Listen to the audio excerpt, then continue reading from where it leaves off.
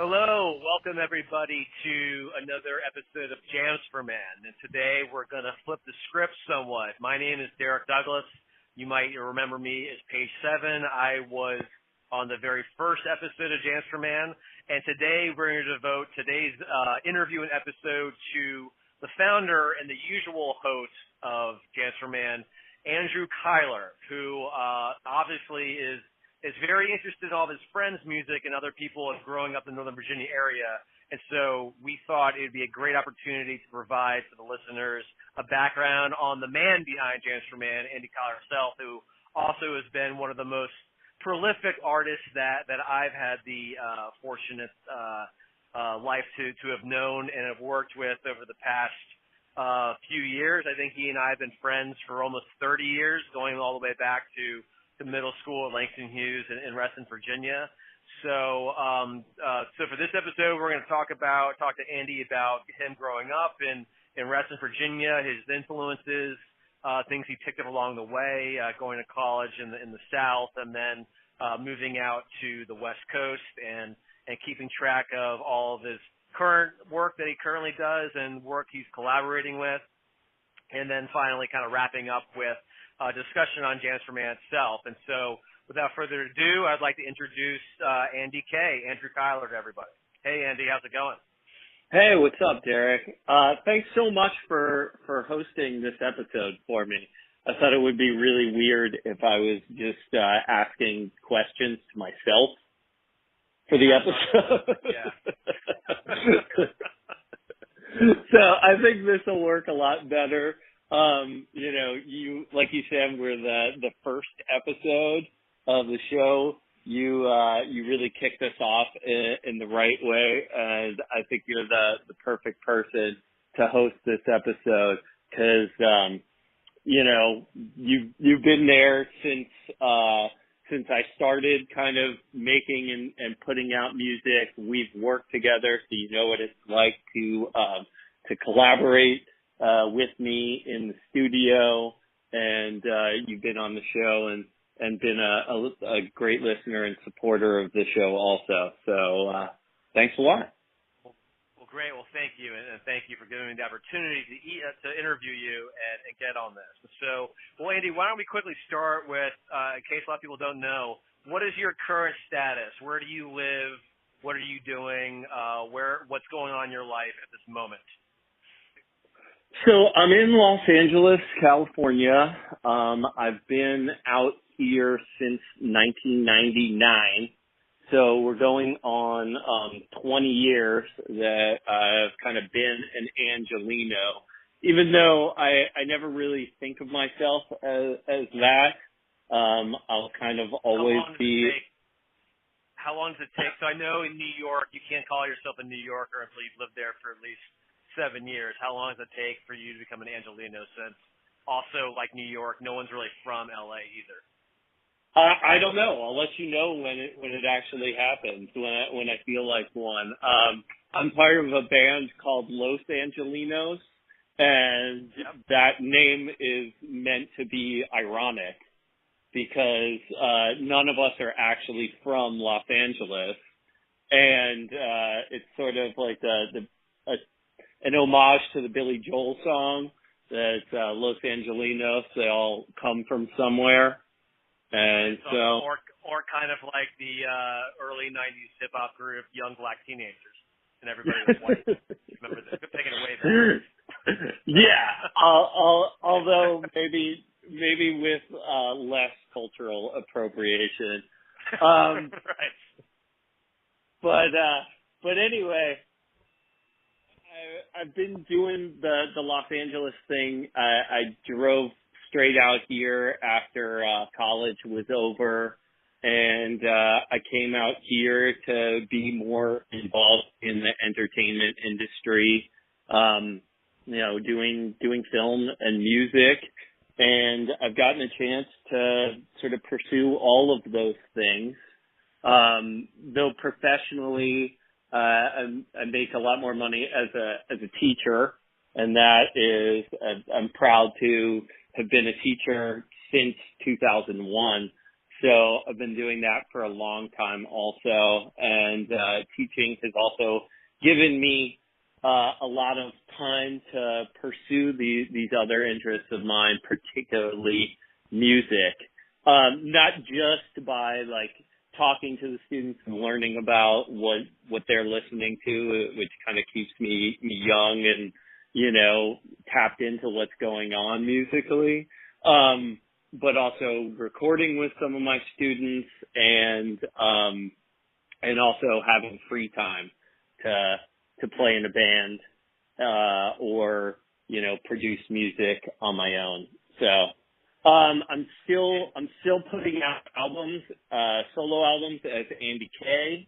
I put out my most recent album, I think 2-3 months ago. It's called Violent Bliss. So that's solo AndyK. But even when I'm working as AndyK, I'm always collaborating with other people.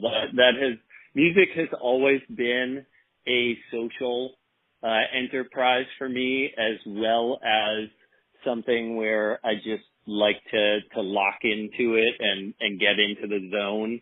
And so it's a meditative thing, but I love the process of collaboration and really enjoy what you can get out of having a musical conversation with somebody else, with other people, and you know, all the different influences and what people know feeding the music and adding to it. I just don't think my work could ever, you know, supersede myself unless I involve other people in it, and that's when really the best stuff comes out, and they bring the best out of me. Absolutely, and you know, one thing I have to say, you know, about you is that, you know, I've always kind of looked at you as being kind of this nexus of bringing different types of people with different styles of music and different, you know, opinions and what you're moving on towards, kind of bringing people together. You know, obviously you mentioned, like, I've met collaborators, you know, through you, and et cetera. So why don't we, you know, I think that'd be kind of a good way to kind of start our conversation. So, you know, going through your catalog, either as AndyK solo or with some of the bands you've worked with, or even some of your video production, you know, your music kind of covers a pretty wide area. I mean, there's a lot of, you know, sample-based instrumentals. There's some straight-up hip-hop. There's some roots rock music. There's some acid jazz. There's some blues. So obviously, you know, you like to dip your toe into many different types of water sonically. And so why don't we kind of talk about, you know, going back to your childhood, you know, what were some of the early influences that you can remember that kind of started to build this wide-ranging, you know, Catholic impression of music? So obviously, you know, you, like myself, grew up in Reston, Virginia, Fairfax County, outside of Washington, D.C. in the 80s. And so maybe you can kind of take us back to that time period, what you were listening to, what you were doing, what kind of influences had on you at an early age, you know, or even if you were into music at an early age yet. Yeah, I was always into music. I really can't remember a time when music wasn't a huge part of my life. What the way that it was earliest was I had my own record player, and so I remember having my own records and just basically being able to put my own records on and play them for myself whenever I wanted. So you know, I just always remember like having vinyl records in my hand and putting them onto turntables. And that was something that the rest of my family did too. My grandfather had a huge record collection. People called Bernie Kyler jazz man. Like, that's what people knew him as, just because he always wore like jazz clothing and jazz shirts, and he was really into visiting New Orleans and, you know, the Dixieland jazz there.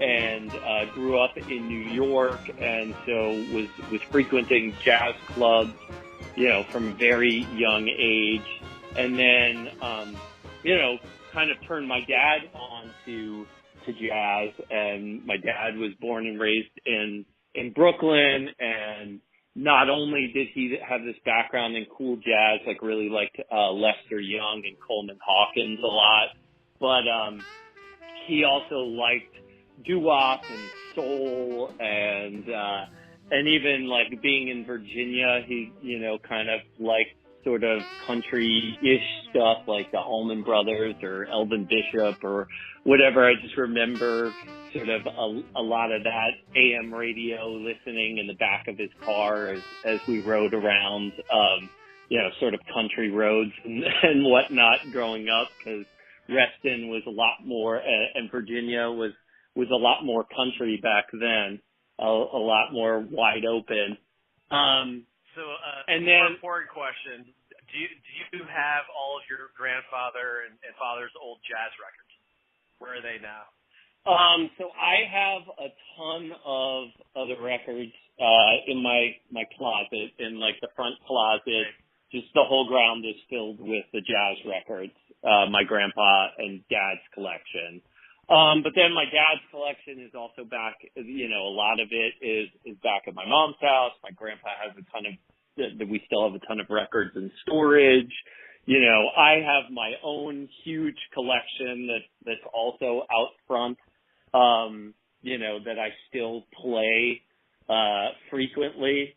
So, vinyl still plays a huge role in my life. We had a piano.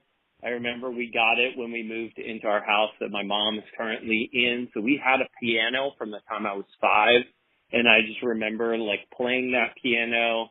And then they also got me like a keyboard that I could essentially carry from room to room and take wherever I wanted. It was like a Yamaha keyboard. And I took a Yamaha class with my mom, and then started taking piano lessons, and took piano lessons till the time I was like 12 or 13 years old. And at that point, I decided I wanted to stop playing piano and wanted to play guitar. And so my grandpa got me a guitar, this really crappy global guitar that I loved so much. That was like a Fender knockoff, and, started writing my first like rock songs. And the whole time, it wasn't just about like playing music. Like, my teacher was like a classical piano teacher, but I kept asking her to play like, I just wanted to play Beatles songs, or I wanted to play the theme from Cheers, and wanted to play and sing, and wanted to write my own songs. And I even remember like early on, like writing my own songs out, like actually writing it out, piano music, like by hand. My teacher taught me how to do that. So I knew how to read music and write music. And then, in high school, I got the guitar, and I was writing a lot of like bad high school poetry in journals and stuff on my own, that I wasn't really showing to anybody or anything. But, picking up a guitar, like I didn't necessarily, I wanted to be Jimi Hendrix on a guitar, but it wasn't necessarily about like playing the greatest, like lead or having chops. I just wanted to basically be able to play chords and write songs that went along with my lyrics and like supported those lyrics. And so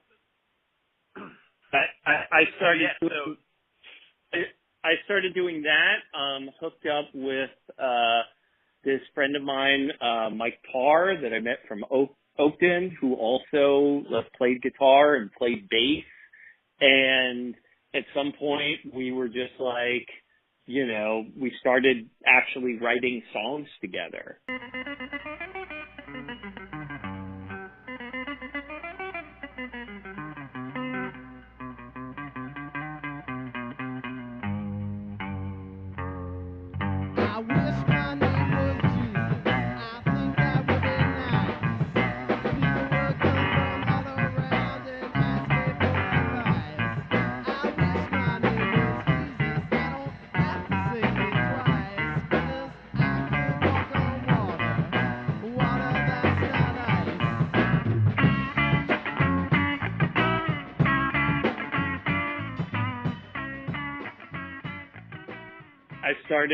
started smoking weed. And that also changed everything just in terms of how I heard music. Because, it's like smoking, all of a sudden, it's like I really understood Funkadelic in a way that I hadn't before. And, like I really heard those like Pink Floyd and Swift records. Like, Miles Davis Bitches Brew, like all of a sudden that stuff made sense. In a way that it really hadn't before that, like it was like different songs off of those records that I was all of a sudden discovering. So you're growing up in Northern Virginia. You have a lot of musical influences coming from your family, your older brother. You're right in the one of the better times of popular music, especially for hip hop, the late 80s, early 90s. You're in high school. You've discovered 1970s funk, and you've had some musical training. And so you mentioned that you first started kind of writing some Holden Caulfield high school type songs, but this one point in high school though you finally started like being like, you know what, I think I want to start trying to create some music. And so I believe when your first band in high school was Blotter Otter, is that correct? Yes. So Blotter Otter came from Mike Tarr had bought or acquired a banjo somehow, and I had like a harmonica and a jug, and we started messing around and joking around, that we were going to start a jug band that did like heavy metal covers. And we were gonna, and it was somewhat based on Emmett Otter's Jug Band Christmas, the famous Jim Henson special, which I loved as a kid. And so we called it Blotter Otter's Jugular Death Band. And of course, why not? and Blotter Otter also came from a drawing that I had done of like these animals in a drug zoo. And so it was like Blotter Otter and marijuana iguana and like all this. And so we combined the two things together. And soon after the strings broke on the banjo, and Mike had brought like his like bass and guitar and amps over to my house and into the basement. And so we started actually trying to, write and play our own songs and make up our own, sort of jokey, fun, funk type songs. I remember, that the Sun Monkeys were sort of a huge influence. They were a local band that several of their members were from South Lake. And so it just seemed like you could theoretically start a funk band, and have your own funk band in Reston.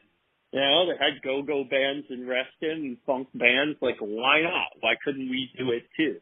Mike played a real funky bass.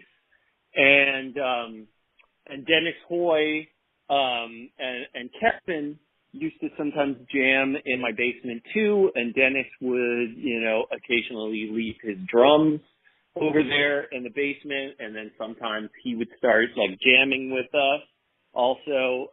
And he was an incredible drummer. And these guys were really sick musicians. And I basically had like no chops whatsoever on any instrument.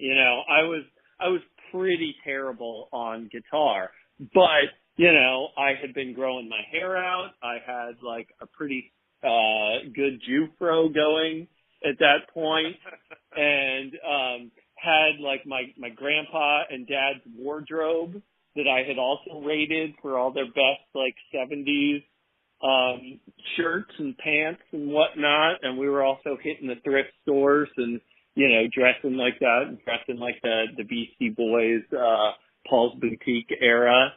And, I decided that I could sort of do a nasal voice, kind of a la Ad Rock or what was it? Was it Sugarfoot? What's the name of the singer from the Ohio Players? I like the Ohio Players and like the sound of those vocals. Right. And so I was just I could sing like that. I could sort of rap, sing, in that tone. Like I was never going to use my actual voice or really try to sing.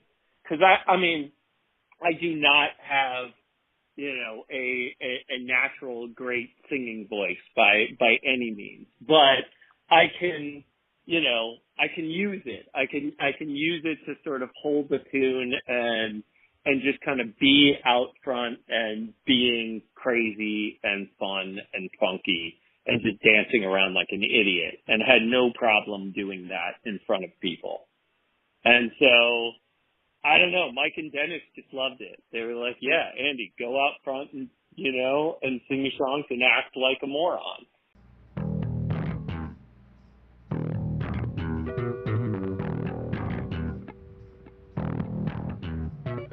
Bell bottoms looking top, two leadership head like a mop, always hungry and high. Lay a sandwich filled to the sky. I wanna live like Shaggy. He got the cartoon life. I wanna be like Shaggy. He got the cartoon life. Monsters, ghosts, and white. Runs away in paranoid fright. Talks to a dog, his bestest friend. Snooping his win in the end. I wanna be like Shaggy. He got the cartoon life. I wanna live like Shaggy. He got the cartoon life. Scooba dooba doo. Dooba dooba dooba doo. Scooba dooba doo. And I definitely I pseudo remember this time period of your basement is sort of slowly, accumulating instruments and old couches and other areas of a house that your mother will probably never ever walk into. So that's for the best. Yeah. So it's slowly becoming a clubhouse of sorts. Yeah, it really was. My mom wasn't around too much during this time and sort of gave us the run of the house and the run of the basement. And we were smoking weed, carving tables, writing songs, and making a lot of noise down in the basement. And it was great. It was really fun. We did not play a lot out. It was more like we would have parties in the basement and people would come over and then we would sort of inflict our funk on them. We would just, make them listen, or, we would maybe at a party open for Dennis and Kevin, who were the real musicians. But yeah, we put out an album, called Derriere. We didn't really do that until, I actually came home from college. I think it was after the first year that I'd been in college during that summer, the summer of '96, that we actually recorded the album. And we recorded it over with the help of, Eric Hyder, and Dennis recorded stuff too, because Eric and Dennis both had pretty nice 4-tracks. And Eric had even given me his old 4-track. So I had my own Tascam now too. So when I left for college, I left equipped with the guitar and the 4-track. And then after going to college, too, I think during the winter time, I had come back and I had decided that I needed my own sampler and turntables. Yeah, so that was kind of going into my next set of discussions. So obviously, high school is over and you go to college and you went to Emory University in Atlanta, Georgia. And then, like during this time period, I think is also when I got more heavily involved in like I got my first real sampler and started making sample-based music. And I know also during these breaks, either in the winter or summer, when we were in college, and we started collaborating a little bit too. So, why don't we talk about, what made you want to start making sample-based music? What was your first sampler? And was this also the same time that you bought turntables? Yeah. I got them all together. I think DJ Shadow had put out Introducing. Yes, that and came out like towards the tail end of '96. Yep. And I remember hearing that album and just being like, I have to use, turntables and a sampler, and I have to start making my own music that way. I have to start doing that. And so I bought, my thing is I've never really had the money for really good equipment. So I've always just kind of had to make do with what I could afford. So I got sometimes that's better. Yeah. So instead of Technics 1200s, I had to make do with Gemini 1000s, and a Gemini mixer, but that actually had a sampler built in, which was pretty wonderful to have that like a built-in sampler on that. I love that thing. And so, I bought all of it like together. I bought those. I bought, EV4 speakers so that I could actually DJ like parties and stuff down, at school at Emory. And, I bought a little sampler, which is, not an MPC, but a Yamaha SU-10. Which classic. Which I definitely made. I definitely made the most of that sampler, probably more than anybody has ever put the Yamaha SU-10 to work. And the SU-700, so yeah, you definitely expanded the SU-10. And so that thing had about like 30 seconds of sample time that could be broken up. Right. That could be broken up onto like 12 different pads or 10 different pads. And, so I started looping my record collection and started, scratching over top of it and learning how to scratch with the Geminis. Are you alive? Are you alive? Are you alive? Are you alive? Are you alive? Are you alive? Are you alive? Are you alive?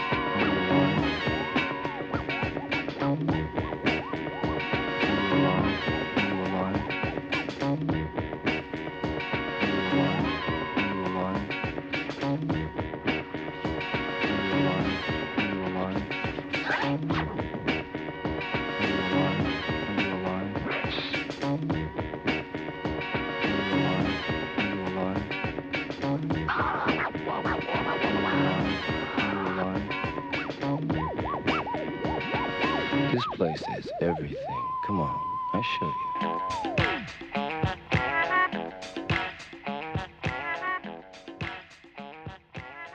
And, down at school, I met a guy who was on one of our episodes. I think it was episode 13, Mike Walker.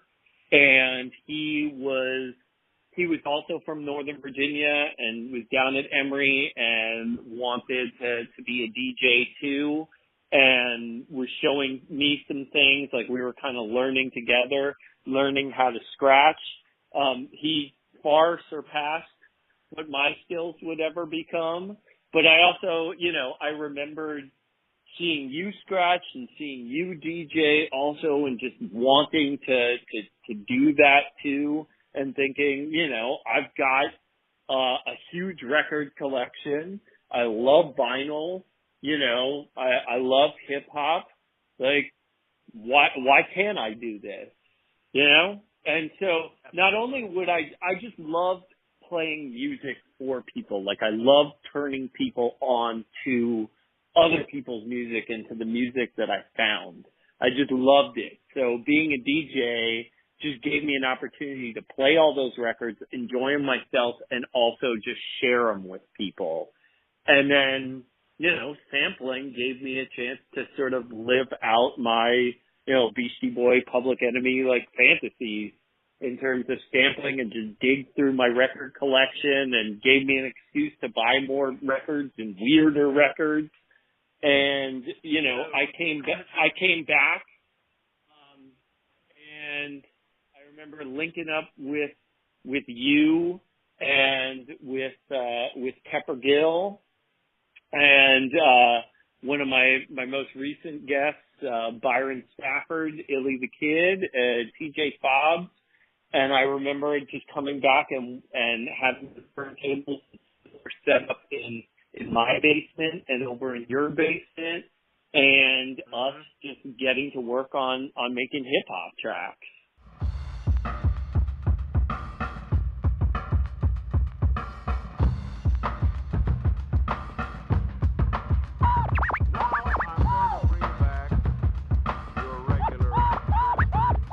My simple city could leave the whole city in disrepair. My Bruins trample leave ruins like Aztecs. UT up on the NASDAQ. Record exec see us as an asset. Move mentality past get. It's time forgot. Like broken clock. Stay smoking hot. Cooked up a potent pot while my foes soaking rot. Up is how I mop.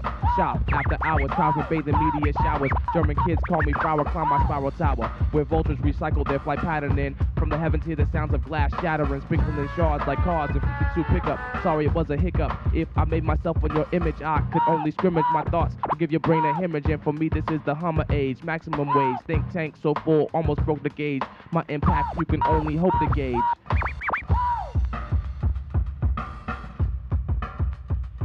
Yeah, I mean, those were definitely fun times. I mean, I remember it specifically, and yeah, I mean, just having, you know, because I think it would be kind of a similar thing where you would bring a bunch of records over to my house because I had a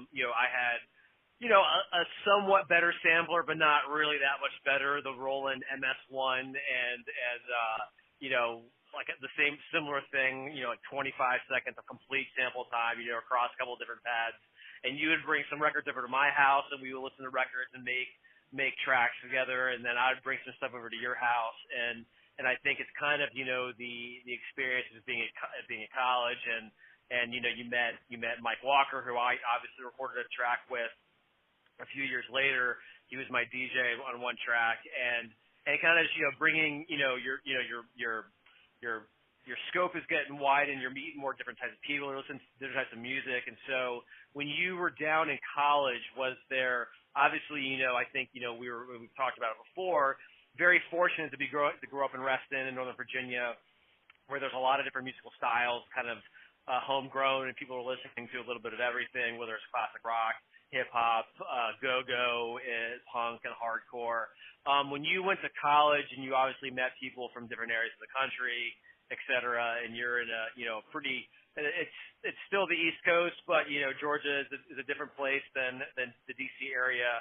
Was there any other music that you discovered, or maybe music that you got more into that you listened to beforehand that you mentioned, obviously, you know, you listened to DJ Shadow's Introducing. I know that kind of made my mind explode, you know, Paul's Peak and Introducing really made me want to start, you know, messing around with the sampler.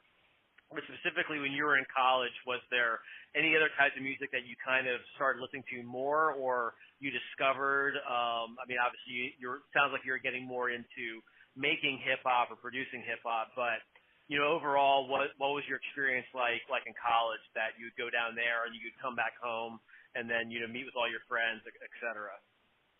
Well, I mean, being in Atlanta, it was definitely all about Outkast.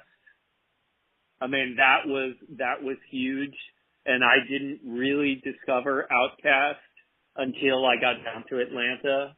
And just like there was an underground hip hop scene going on in Atlanta. I remember,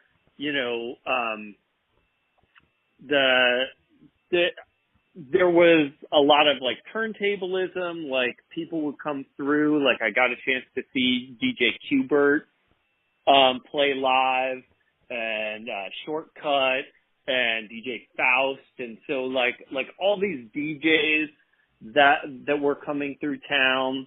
And then like I remember Lyricist Lounge happening in Atlanta, and that was kind of like awesome. There was just like, underground hip hop going on there.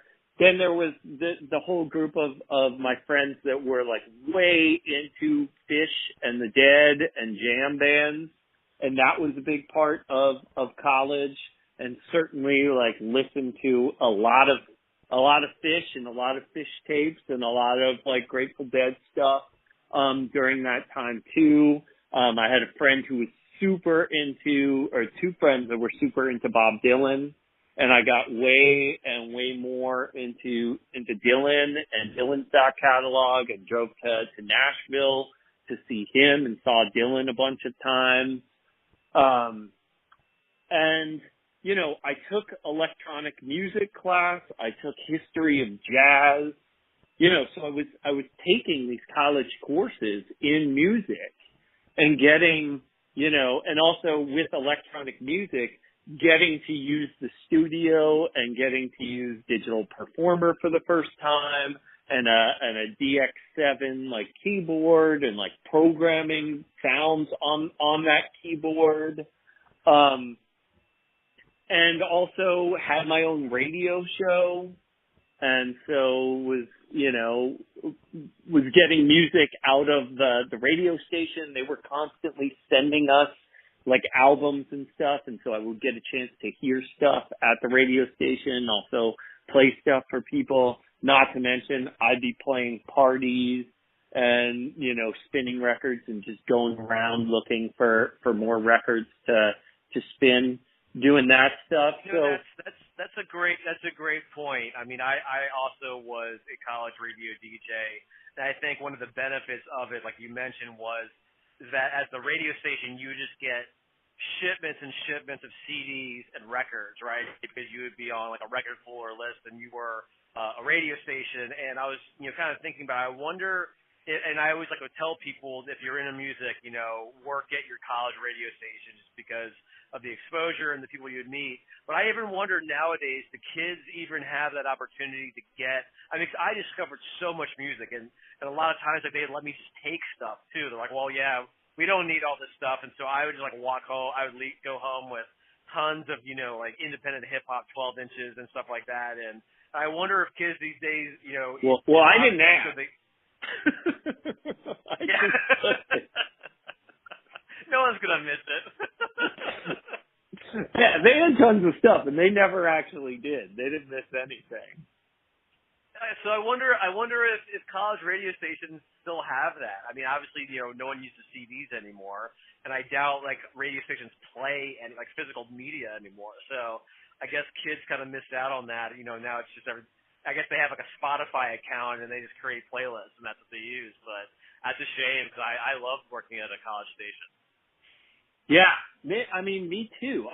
My college experience, it very much revolved around music and just doing all of these things with music, and all the people that I met that were musicians down at college and started playing with and jamming with down at college, and making songs and making my own albums.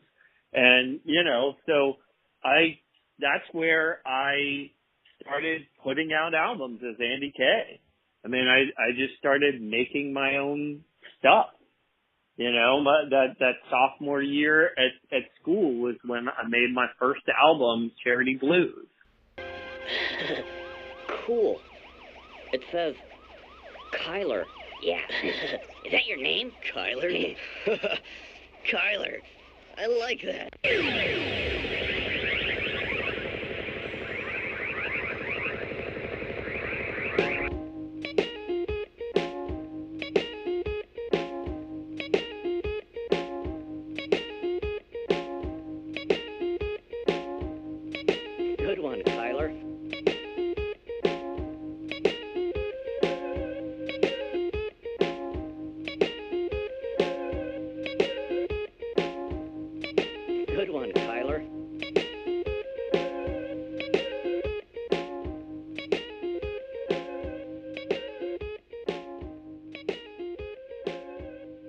And just like I continue to do now, I mean, while I was there, I was doing my work and hanging out and partying.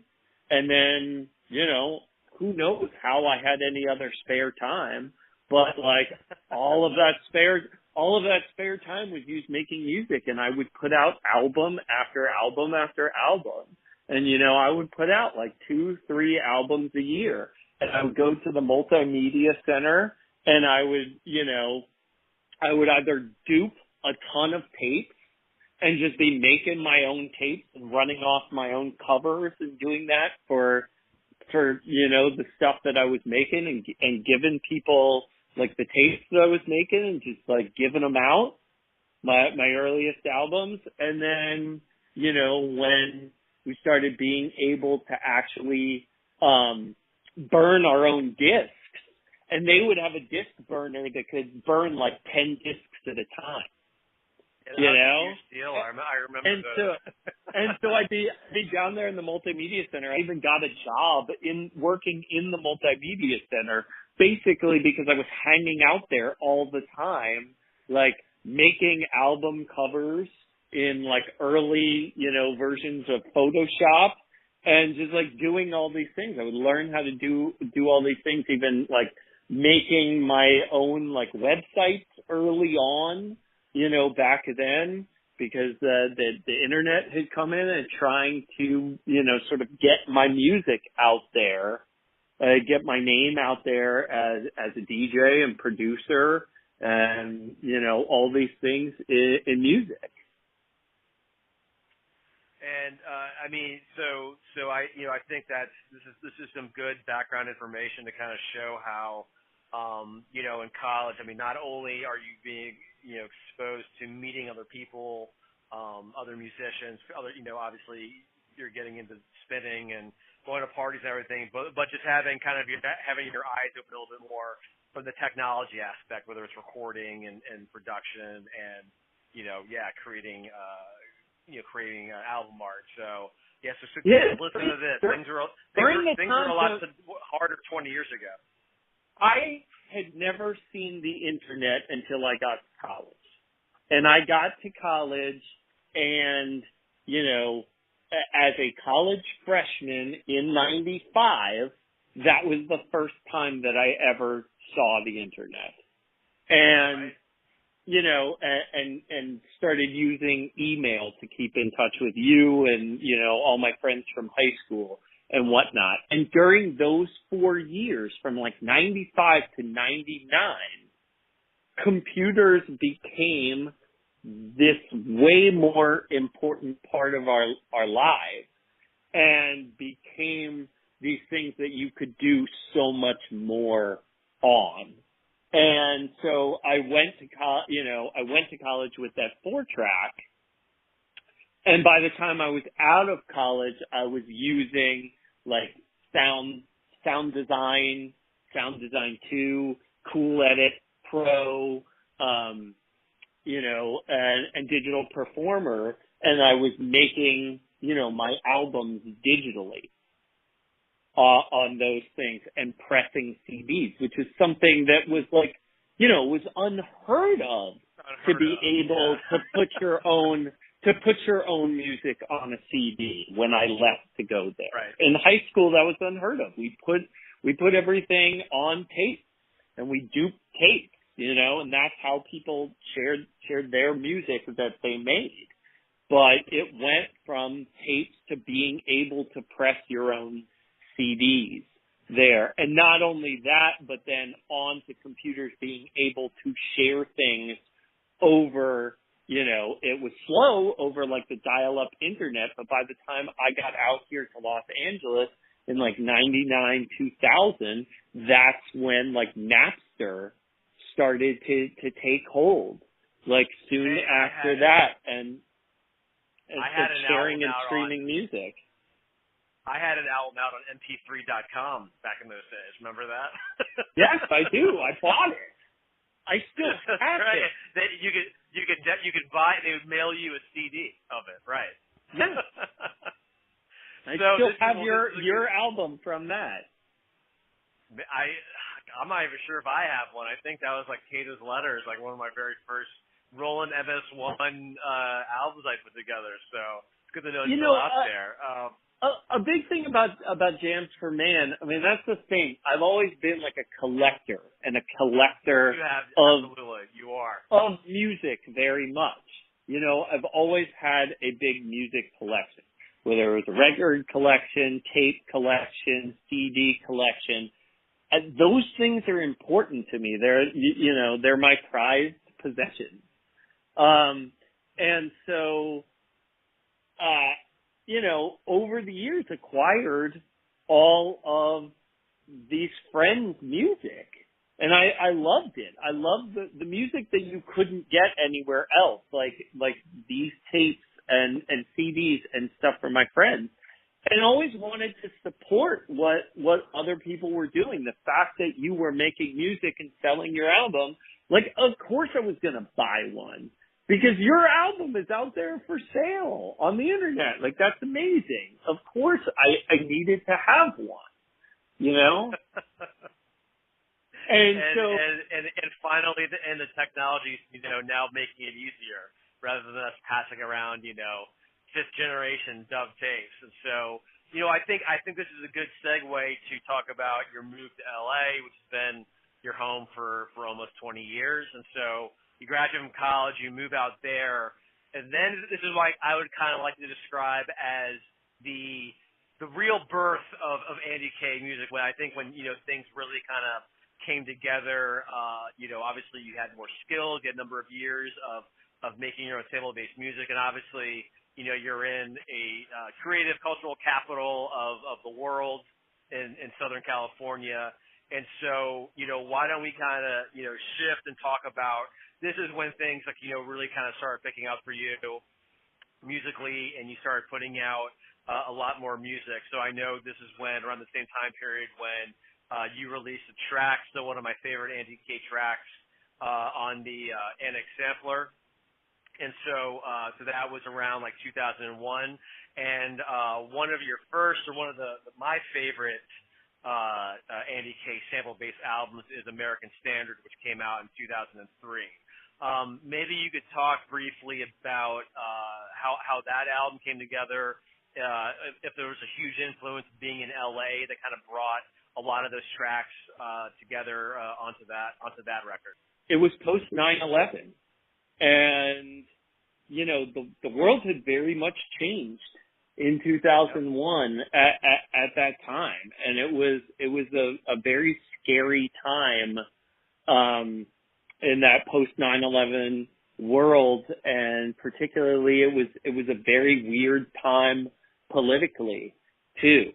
And so the cover of that album, the government had put out some weird like pictures essentially of like what to do in case of another terrorist attack. That was great. Right. And so I had taken those pictures off of the website. I just thought that they were just so ridiculous and crazy. And so maybe we can kind of describe to the people that don't really know what we're talking about. But yeah, I think the newly created Department of Homeland Security, put out these, kind of similar to the illustrations you see when you're on an airplane and you're looking at the card in the back of your seat telling you how to evacuate, but they're like 10 times more nonsensical and confusing as hell. So maybe you can kind of describe, how you took this to the album art. I mean, they are utterly ridiculous, and people don't talk about them enough anymore. I mean, I think it's even back then. Everyone was like, what the hell? They were just visually amazing and so quintessentially like Bush administration and Department of Homeland Security, like ridiculousness. Right. And so, in the aftermath of that, and in the aftermath of, misadventures in Afghanistan and Iraq and the Patriot Act and all this stuff, I was very disillusioned, and that first track on that album is just called "Fuck Bush," because I was just very, I was very angry and disillusioned and, somewhat politicized by what was going on in our government at that time.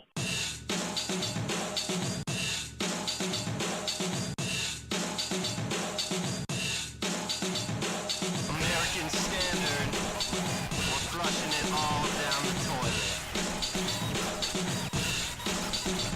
I got a bad attitude, emotionally disturbed. Gifted and talented, straight out the bomb. Hot alcoholic, got sex on my brain. I'm arrested and convicted, maybe criminally insane. Ludicrous, fabulous attitude to strive. Fixated on definitely, I'm glad to be alive. Big mouth, know it all, I have my ass kicked. Sew it up, shut, I'll just be talking shit.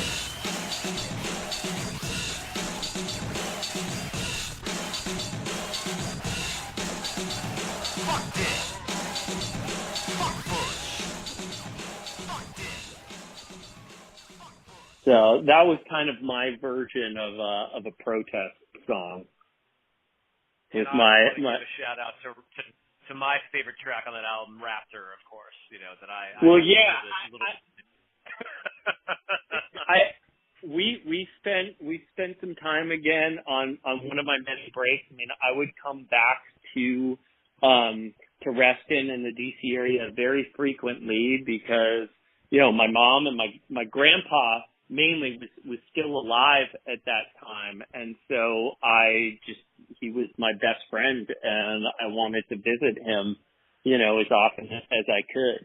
And so I would come back there on almost all of my breaks, like every 3-4 months, I would be back in Reston, and we would link up.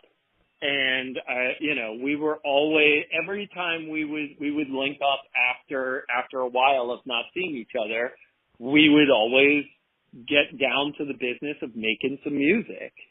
And so you had a pretty good music setup at that time going on at your apartment in DC.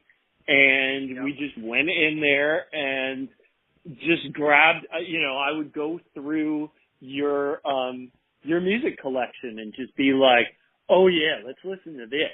I bet we could grab a sample off of this, and whether it was Can or Miles Davis or Rage Against the Machine, Rebel Motorcycle Club.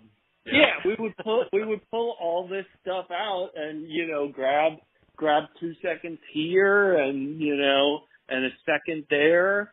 And just throw it all together, and we made 2 tracks in one night, working at your apartment, and they're 2 of my favorites on that album.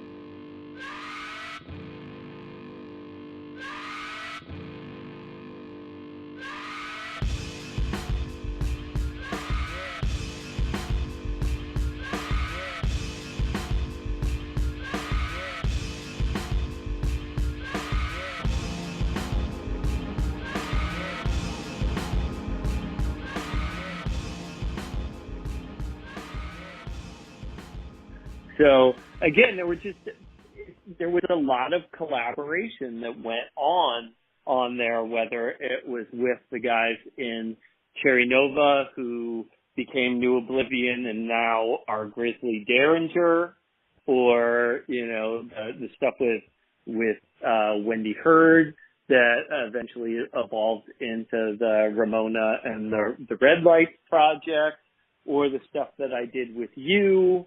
And, working with you also evolved into working with John P. Hastings, too.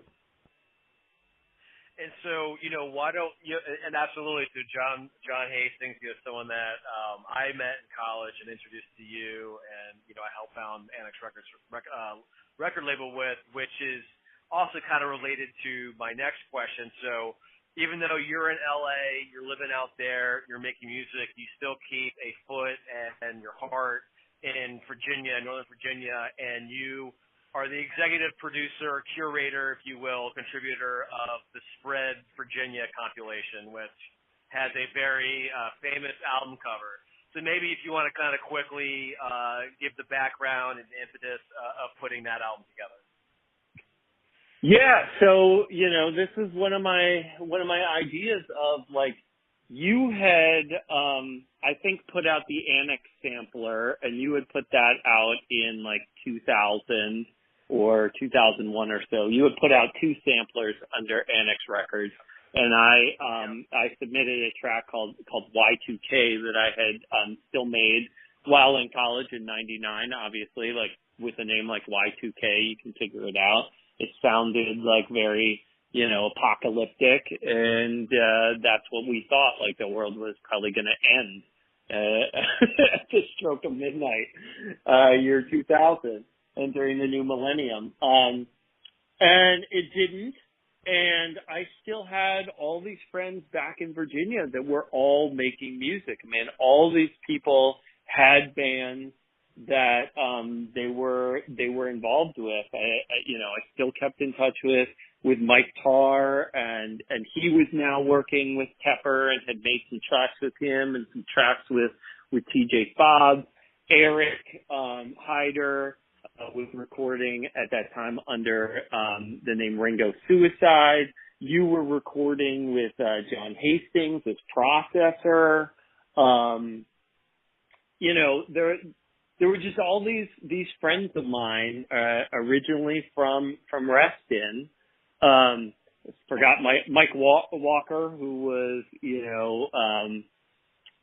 doing his turntablism and was from Alexandria, but close enough.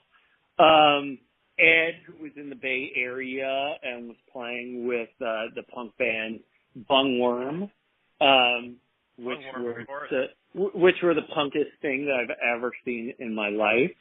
And so I wanted to basically share. It was kind of a proto Jams for Man.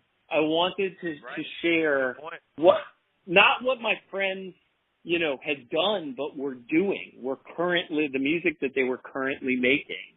And I wanted to put it out and share it. I saw you doing a compilation and just thought like, I want to spread what was going on, from these people from Virginia all around. I wanted to share it with everybody. So we were all spread out, and I wanted to spread the message of Virginia. So there you go. Spread Virginia.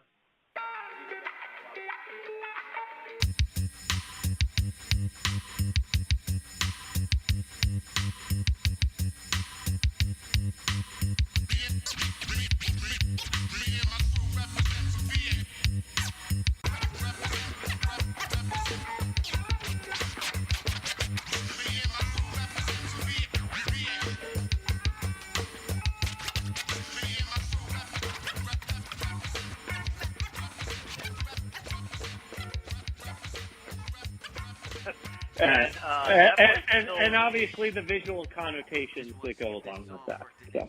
You'll have to go check it out on Spotify. You have to see it to believe it. And the thing about it too that's also lost to history is that that album was also a CD-ROM. I also made it as like a CD-ROM. Forgot about so that. there were all these online components and things that you could find out and get lyrics and links to everybody's stuff if you put it into your desktop computer at that time. And I think there's even a video of a much younger yours truly, maybe drinking a 40, talking about growing up in Reston and the musical influences of it. I think you had a recording of me doing that. So, so it was great. Well, I think it's just a great example of you again being the nexus and the connection of all these friends of yours that are also artists and the social cohesion and introducing people to each other. And so, at this point, I think I want to talk about some of the quote-unquote more serious bands or collaborations you kind of got together somewhat recently, I guess, in LA. Specifically, I'd like to talk about one of my favorites, The Singularity, which I believe have you put out. There's only been one album by the Singularity. If I'm correct. There's one. There was one album, the main Singularity album, the self-titled, The Singularity, is out. But we decided to put it out without the vocals. We had recorded versions with vocals, but I felt like in terms of the flow of the album, it made much more sense as an instrumental album. So just to thematically and everything else, it worked better as an instrumental. So I put out later on. Why don't you kind of quickly give people a description of the Singularity and who plays on it? You know, how are you involved with it? And what were some of the musical influences on that sound? Which, you know, I could even compare it to kind of like early 70s krautrock, like kind of like the early Noi or Harmonia albums. I mean, there's a lot of electronics, but there's also a lot of analog on it too. So maybe you can kind of quickly describe people, you know, what is the Singularity? What type of, you know, what are you trying to get across with that album, and then maybe who are the key players involved with it? Well, John P. Hastings, as we said before, he was living out here in Los Angeles at that time, and we had met through you all the way back in like '95, and I had, you know, seen his band Uterus. They had played at parties at my house. We had, you know, been recording and stuff, but he was working out here. He is a virtuoso musician, and he was on, I think, the third episode, so you can listen to the third episode of Jams for Man and hear more about John's career. But anyway, so we just got together and started making music, like just the two of us. We were listening to a ton of LCD Sound System at the time. We were listening to that album over and over and over again. This is happening. And, you know, some of their other albums too, but I remember that album was very much on repeat in our cars, when we'd be driving around and listening to music.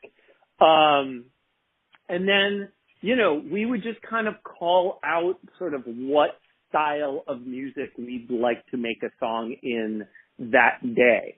So, you know, we'd be like, oh, you know, this beat sounds kind of like a Noi beat. Let's make like a Noi type song. So we did that with the song Four On.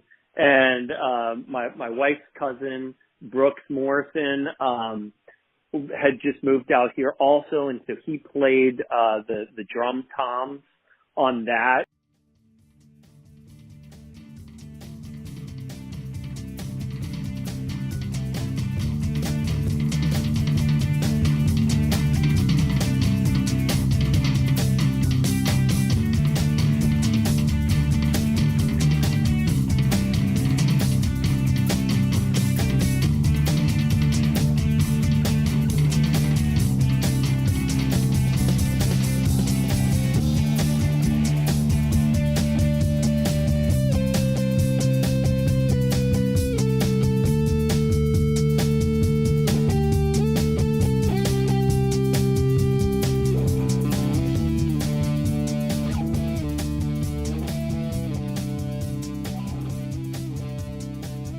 But for the most part, it's pretty much just me and John.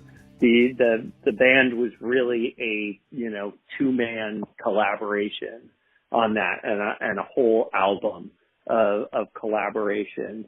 You know, then we were just he had a melodica. John can play anything, you know, but he had this melodica that he had bought that he liked to play. So we were like, let's make a totally like dubbed out song. So we made this song called Murder She Does. I had like a clarinet that I, you know, couldn't really play, but, you know, had fun messing around with. And I was just like going berserk on it one day, and we recorded it. We were like, let's do like a Sun Ra type track, but like a digital Sun Ra thing.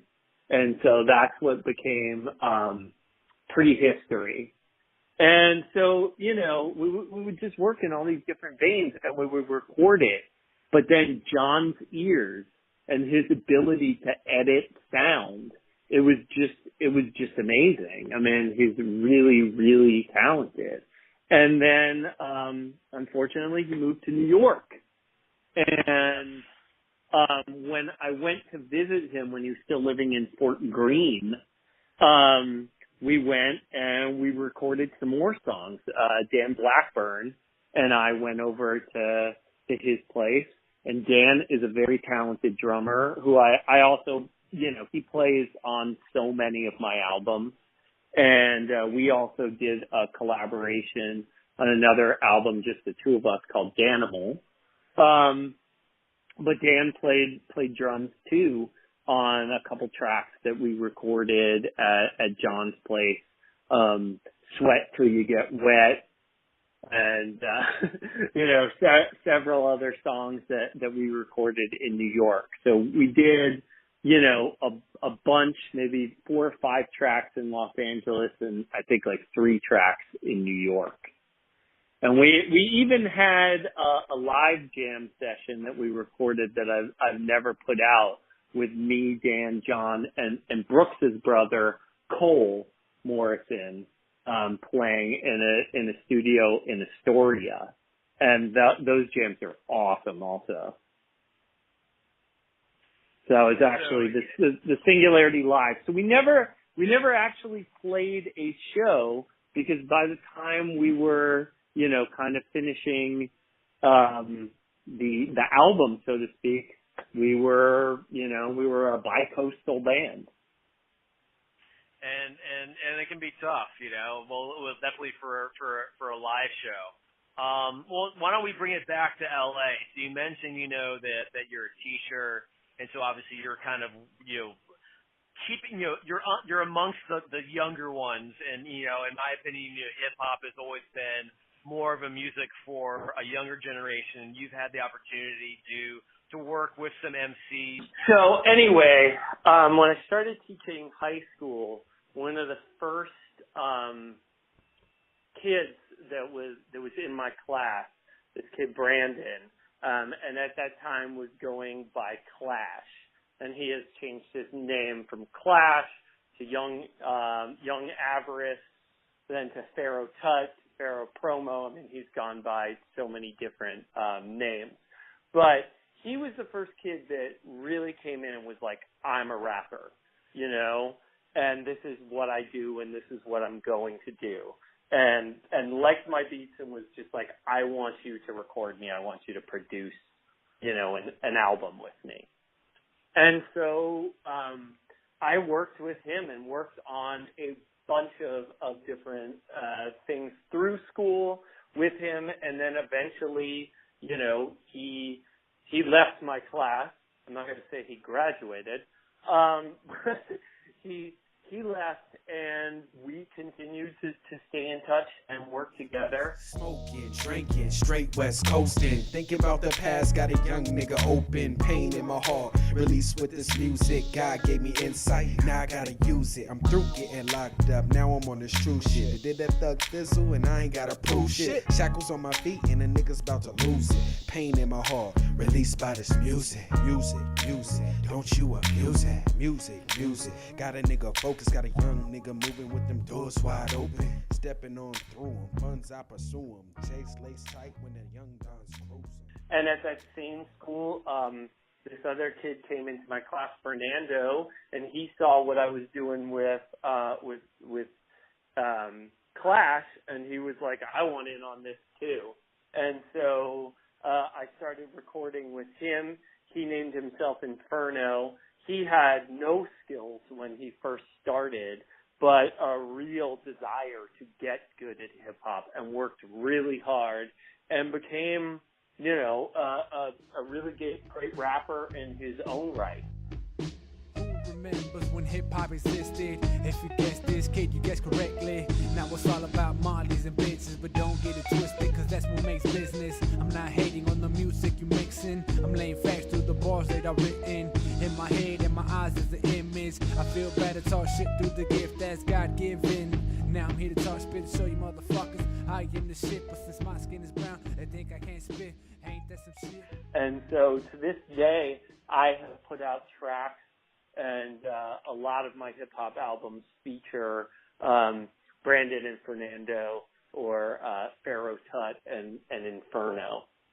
And so that was, you know, a big part, because it's always been hard for me to meet rappers. A big part of the, you know, the rap output that I have put out here in Los Angeles has just been through, you know, students and their friends and the collaborations with them. And it continued most recently in my new school that I'm teaching in adult school with another rapper that goes by Young SK. And so I've put out some songs and an album with him called Trapper fairly recently.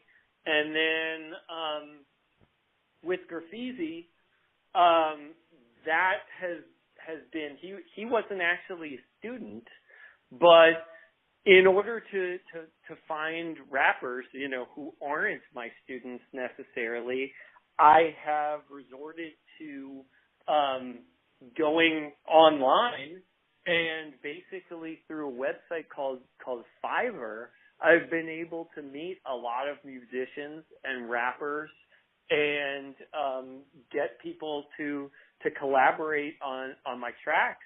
Musicians, just through this website. It's kind of like a TaskRabbit type website, but more for creative enterprises. And it's great for musicians. It's great for people to meet stuff. Basically, you can, you know, negotiate a price, and whether, if you need anything, a guitar player, a conga player, a sax player, a rapper, whatever it is that you need or want, you can find somebody who is a professional musician and who will collaborate with you on the site Fiverr for as little as $5 for the work. And I think some of the earliest lyric videos I made, and I think the lyric video that I made with Graffiti, some of those were done for actually $5 for those lyric videos. And they're awesome. They are so cool. And so a lot of the videos that I've made recently, and so many of the tracks that I've made recently, have been with Fiverr musicians. And, you know, sometimes it'll be $5, sometimes it'll go up to $50 for a track. I mean, I don't want to, you know, I'm not trying to lowball anybody, but as I said before, I don't always have a ton of money to invest in my music. It's not like I'm making back anything. I'm losing money on these things, on putting out music. I mean, the amount of money that I have spent on music over my life is an ungodly amount of money, but you know, it is the thing that I love, and that's what the money is for. You know? And so, and definitely, I do have to give a shout out to you wearing our high school gym T-shirt in the Pharaoh Tut and Make That Ass Clap video. So that was warmed my heart to see. Awesome. Yeah, I'm still rocking all that stuff. So I once again, collector, you still have it. I'm Weston through and through. There, I defy, and I can live out here in Los Angeles. I defy anybody to be more rested than I am. So why don't we? I know we're getting long on the time here, but I definitely want to make sure we talk about another one of my favorite projects that you've done recently, which is Los Angelinos, which another collaboration band. You know, when I first heard it, I was like, oh my God, this sounds like acid jazz to me. And so I'm really drawn to the tracks, An Ancient Tell and She Wanna Get Loaded. I think is a great, just kind of bluesy jam. So maybe you want to kind of give a background of this project and correct me if I'm wrong, this might be the one that you're most active in right now? Yeah, definitely. I mean, I'm still always recording solo stuff too, and maybe the one I'm most active with is the collaboration with my daughter right now of, making tracks for her to sing on, because that's the collaboration that's most near and dear to my heart. But anyway, Los Angelinos is my band. I love playing with those guys. I met, again, Matt and Jeff's band was playing in this rehearsal studio in Culver City, their band Grizzly Derringer. There was a guy who had the studio next to them who was a drummer, and he was looking to jam with people. And so Jeff, of course, always looking out for me, put me in touch with this guy, Dan Reed, who's the drummer. And he was like, Dan is playing like all day and night in that studio. You should totally link up with this guy. Like, he would love to jam with you. He would love to jam with people and just make music with people. And if you get in with this guy, you're getting in on the ground floor of something special. So I did. I just kind of cold called him and went out and jammed with him. At this time, I had a band called, it was sort of like a bluesy project called Junior Blind. But two of the guys, the Bosey brothers, had just left town. So I had been left sort of high and dry on my band too. And I brought a couple of guys with me, just so that it was more than just the two of us jamming. But it became clear very early on that I just shared something really cool with Dan in terms of us jamming. That we just, you just know when you share that thing with somebody, and that it's really easy to make music with them, and that anytime you get together, just like a track comes out. And I've had lots of jam sessions where it's just not it, and it's sort of like pulling teeth, and it's a bunch of guys standing around like, what do we play? And just sort of playing bad covers and that kind of thing. And with other people, like I said, with Dan Blackburn, with you, with John Hastings, like, it's just like automatic. And it just works, and whatever it is, we share that vibe and we can just sit down and make music. And it was like that with Dan. Like, every time we sat down, like, something great came out of it. And so Dan had this lockout studio where he had a PA set up, he had a drum set up, he had like all these amps around and all these instruments, and it was just so easy to go over there and play. And so I think there's definitely something to be said about, and I know this shouldn't be an excuse, but it's definitely much more conducive and easier when somebody has a great setup, right? Like has their shit together. And like, I know that, in my past anyway, that's always been like an impotence, or it's an excuse not to make music. Like, oh, well, my room isn't set up correctly, or, I don't have time to kind of configure it. So it's always great if somebody has a space or something just there where, instruments are already set up or it's already comfortable. You can just go in and start working. So I think, that's kind of an overlooked, component, I think, to making great music. It's just having that space available that you're able to start working with. Dan just had it. He had that perfect thing.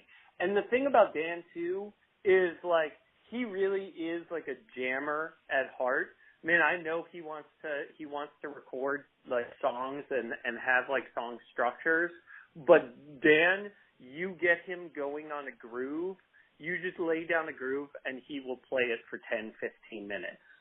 And he'll just do like variations on that groove, but he will stay in the pocket and groove on things for a long, long time. And so that's what we did. We brought different people in on the album. We brought Jeff Skelton in on a track. We brought we've had different members. Steven, Red have been part of the band and have been a big part of the band. We brought other, I had Paul Bosey, who was in Junior Blind, plays on that. He plays guitar on that She Wanna Get Loaded, because I just sent him the track.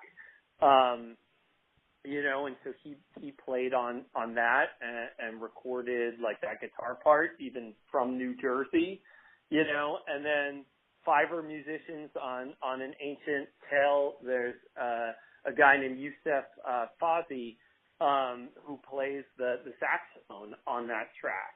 And it's unbelievable, and I arranged that through Fiverr and, did not spend a ton of money, and that guy lays down such a great pro sax on that song. It's unbelievable.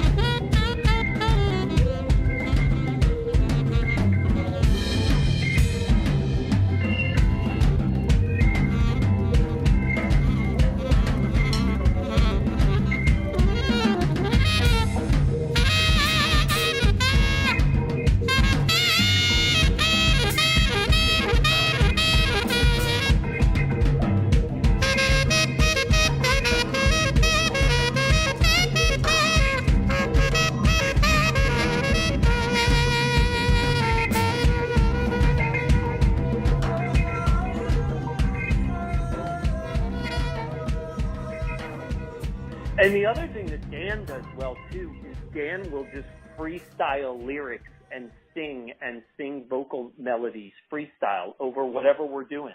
We'll have a groove going, and he'll just decide to start singing while he's playing the drums and just making up a song. And it is great. And so we brought him, he's just doing that, his thing, over those tracks, not even thinking about it. He just gets into the zone and just goes. And so it's pretty amazing. And that, and the album, you guys, by fire. And you guys have had some live shows too, right? Yeah, we've gotten a chance to play some gigs. Unfortunately, I have had to put the band somewhat on the back burner while I just had a birth in the family. Congratulations. My wife just gave birth to our daughter, our second daughter, Billy, and she's 2 months old. So for the past 2 months, I've had to kind of put the band on hold for a little while. But I hope to get back to playing and get back to a point where we're gigging out live again. My thing has I like to perform. I love to perform, actually. I love doing karaoke, and I love being out front and singing and playing. Any opportunity to sing and play in front of people, I'll take it. But I'm definitely more of a studio rat and a jammer and a studio musician than I am a touring musician. It's just much more comfortable for me to be making songs and recording things in the studio than it is to be up on stage.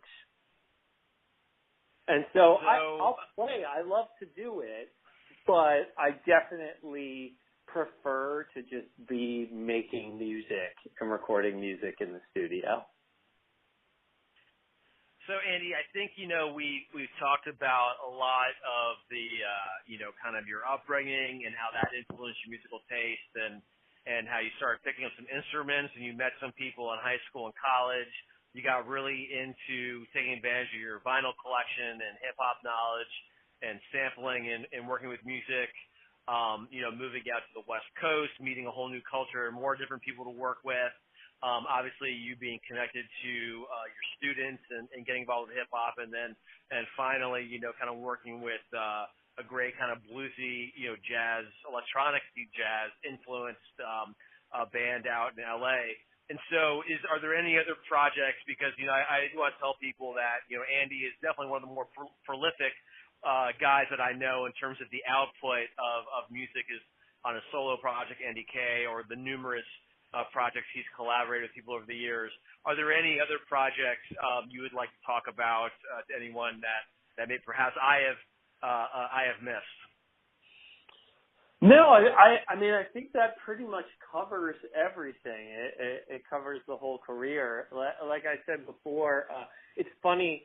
I think my most popular album right now, I did an album of songs like inspired by and for my daughter that were like these kids songs that I recorded on a little Yamaha keyboard, going back to my 5-year-old roots. For that, and it all comes so full circle. my most popular album right now in terms of downloads and sales is this album called Dare Bear that I made as sort of like a joke for my daughter, and now like Darren is really super into asking me to make songs with her. We have sort of a I'll call it a band. She calls it SWAC, or Sealed with a Kiss. That's the name of our current band right now. And, so Darren is freestyling lyrics over top of my beat.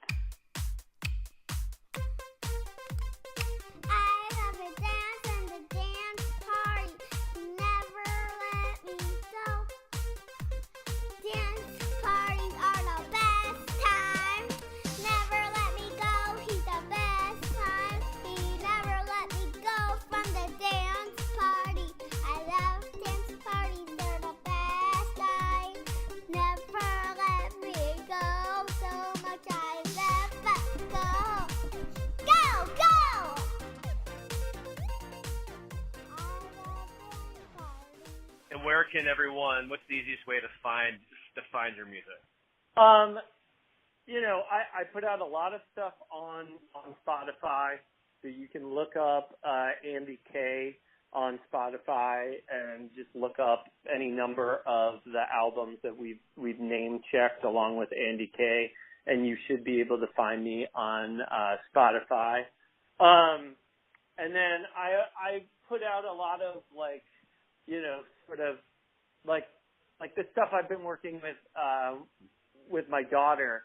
That's what I use my SoundCloud account for, is to just put out some of that stuff. So if you go to SoundCloud.com and look up A Kyler, AKEILER, you can find a lot of stuff on there, or any of the albums that I've put out that I haven't put out professionally, but all that stuff going back to the college tapes and things like that, the Blotter Otter, you can find on my Bandcamp. So that's at a2thek.bandcamp.com, and that's, all spelled out. And so finally, why don't we talk about the ongoing project and the reason why we're talking right now, the Jams for Man podcast, which I'm lucky to have been the first guest on. So maybe, Andy, in case, maybe some people don't really know, what is the reason of this podcast, and what have you been trying to get across from it? Well, it just all goes back to Northern Virginia, and it all goes back to my musical roots there, and the fact that there were so many good local bands that I loved growing up, that influenced me and that made me realize that you can make your own music and you can put out your own music, and you don't have to be, a professional musician. You don't have to be signed to a label or whatever. You just do it yourself. You just do it. You get it done. You form a band, or you just record your music and you put it out there. However you need to get it out. And I found that a lot of the music, as a collector, like I had a lot of this music, and so many people were coming to me asking me for these songs, these albums. Can you rip this like tape into digital and email it to me? And I started to think about that, and also like see all these people on Facebook continuing to make music, and wanted some place to sort of bring that all together, and again like share it with people, share my love for all of this music that was made out of Northern Virginia, and all these friends and like this extended family of musicians that I sort of come out of this tradition. I wanted to share that with people. And I have gotten super into podcasts and love podcasts and podcasting, and thought that the podcasting, genre was the perfect way for me to, have my own radio show like I did in college, doing this. And the name of it, it had to be a tribute to Jam for Man, because that was like the show, that was the thing in our town of Reston, like the most exciting musical thing that happened yearly, and where so many of those great bands like Avail and the Sun Monkeys and all these other bands came out of, and showed me that it was possible and that it was amazing to make music in Reston, in Northern Virginia. I think that's probably a great place to end it. I think definitely brought it all full circle. But one more chance for a plug. What's coming up next for Jams for Men and or AndyK, and what's a good place for people to kind of a site or a Twitter feed or what have you to kind of keep track on to learn what's coming next down the road? Well, they can either YouTube Jams for Man. We now have our own YouTube site that I've gotten the first 20 episodes are up there on YouTube for people that, have a hard time figuring out the podcasting thing. Or you can go to Jams, the number 4 man, .podomatic.com, and you can subscribe there and you'll get all the episodes. Or you can even go to like the iTunes and just search for Jams for Man, and you can subscribe there also. There are so many good episodes coming up with people, like it's just amazing, all the different guests that I've gotten a chance to interview that are coming up soon. Photographer Jamie Fisher, who has contributed so many great photos of the Jams for Man. He's coming up next. Justice Johnson, who's a producer who recorded like DMX's album and is like a nationally renowned producer.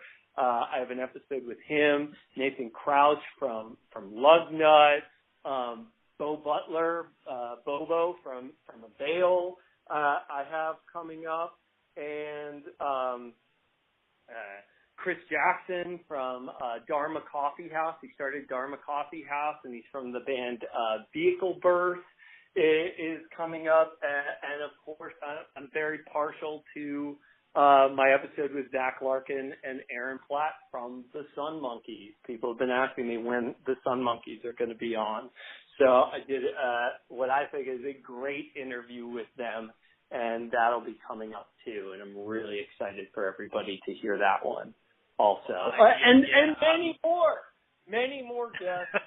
There are many more people that I want to interview. I hope to get, Henry Rollins, Dave Grohl, John Zientara, you know, all these people on the show. Ian McKay. Tim Kai, you know, and any of them want to come on, you know, I would love to have them on future episodes. This thing is just growing, you know, and I do this just for fun. I'm not doing this to make any money whatsoever off of it.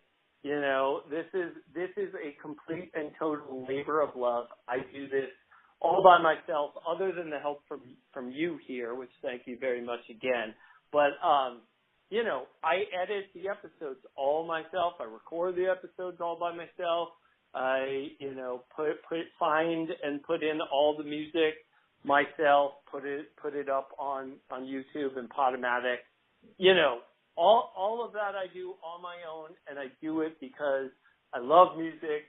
I love Northern Virginia, and I just want all of these great musicians' music to get out there and get heard again, and for people to also rediscover these acts and bands and recognize that most of these guys are lifers. They are still out there playing.